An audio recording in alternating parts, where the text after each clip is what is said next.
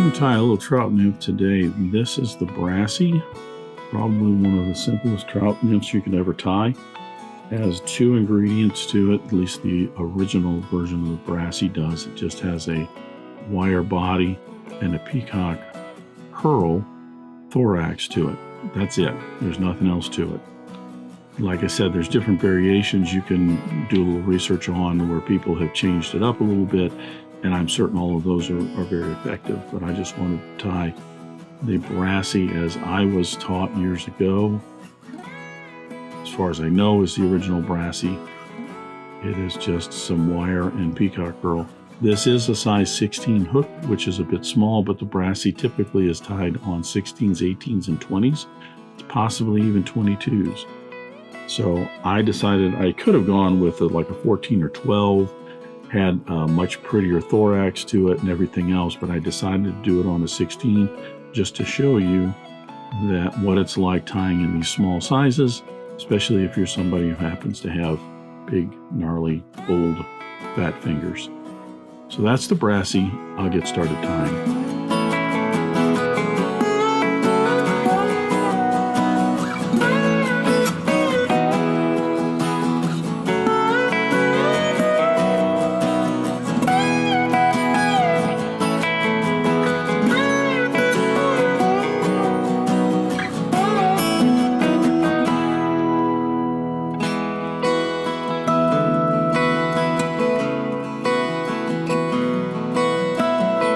I'm going to start the Brassie with my hook in the vise. This is a C49S Mustad hook, a little curved caddis hook. And if you can, go ahead and debarb that.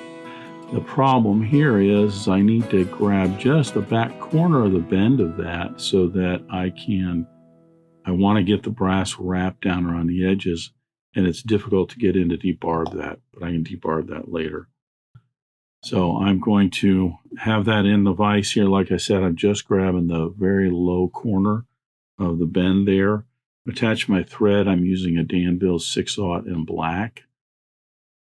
This is a unbelievably quick and simple fly to tie.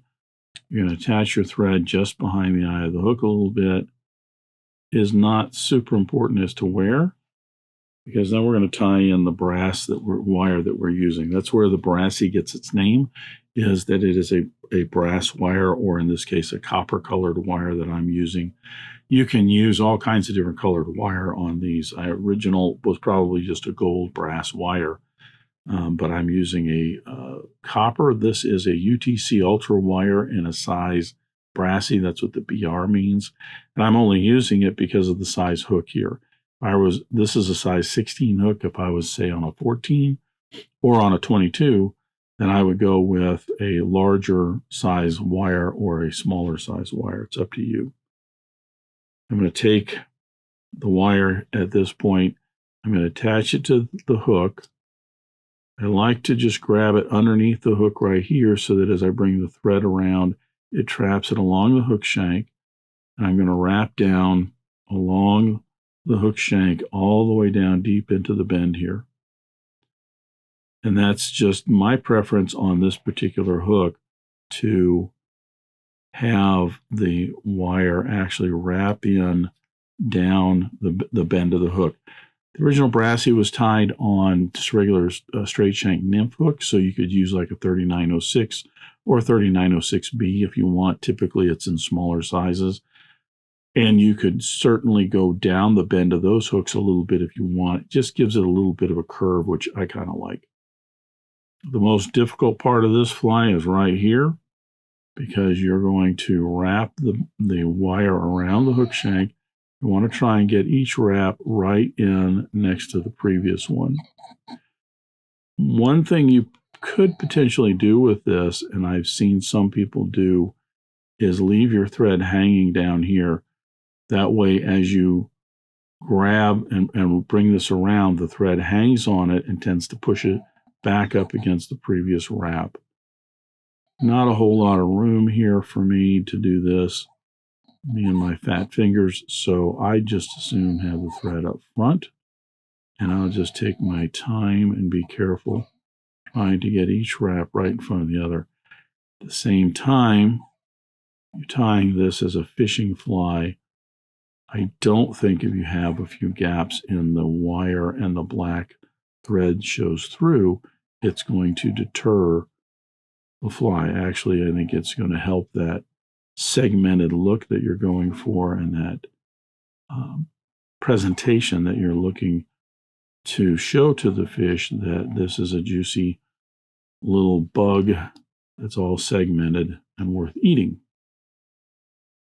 So once you get that in, I'm just going to fatigue that wire, break that away. As you can see, I have some gaps back here. You could potentially try to push some of those together if you want to minimize that, but I really don't think that that is that much of a bother. Like I said, that's going to deter the Brassie. I'm going to bring my thread just a little bit, maybe a wrap or so behind the eye of the hook here. The only other ingredient in the Brassie is some Peacock Herl. Peacock Herl is great for nymphs because it has a nice iridescent color. Some people say it has a UV2 property to it so that fish will pick up on, but it also, the fine barbules on it do really, really well in terms of mimicking gills. So I'm going to take a feather off, and this is not strung because the strung ones, the barbules tend to be squished down and flattened. So this is actually off of the whole feather. And if you want it a little fuller, you could steam these or whatever if you want. I'm going to cut that near the tip, but not exactly at the tip.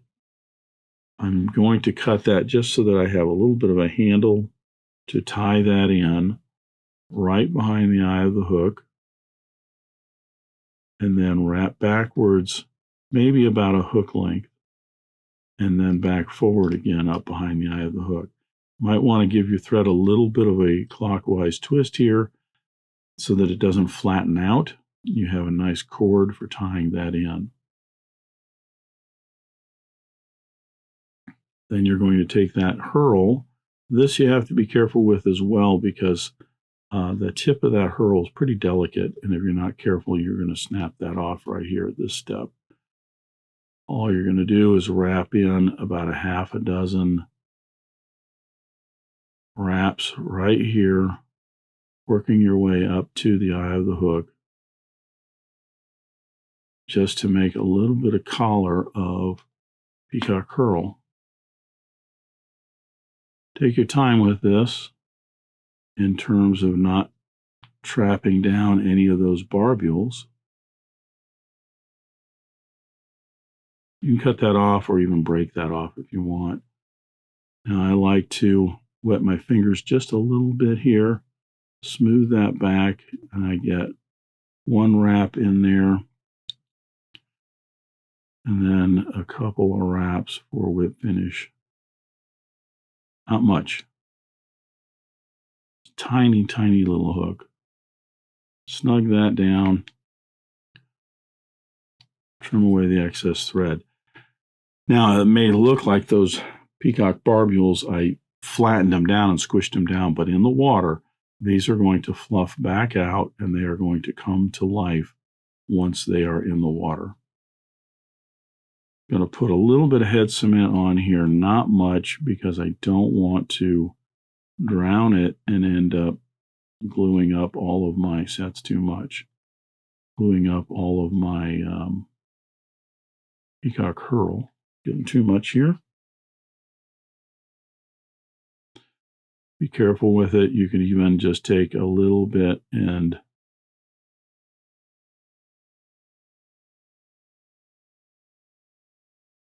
put it on a bodkin if you want.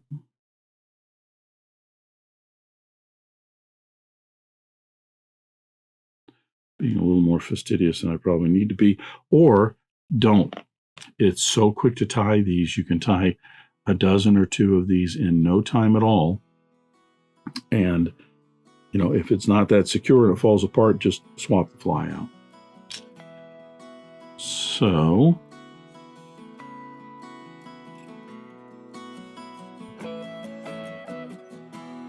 dry those out just a little bit.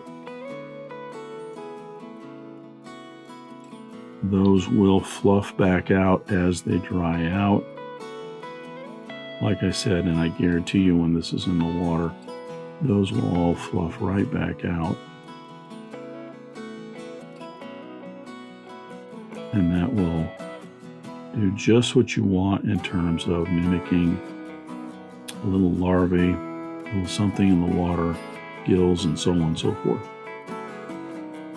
Simple, easy fly. Look up on the internet. There's tons of different variations of this in terms of color. Some people put a little tail in the back, or they put a little bit of polypropylene or something, and back here's like a short wing, like a wing or wing case, that sort of thing. Brassie is a very, very versatile nymph, great as a dropper behind a larger nymph. Just a simple, fun fly to tie and very, very effective. That's the Brassie. Thanks for watching today.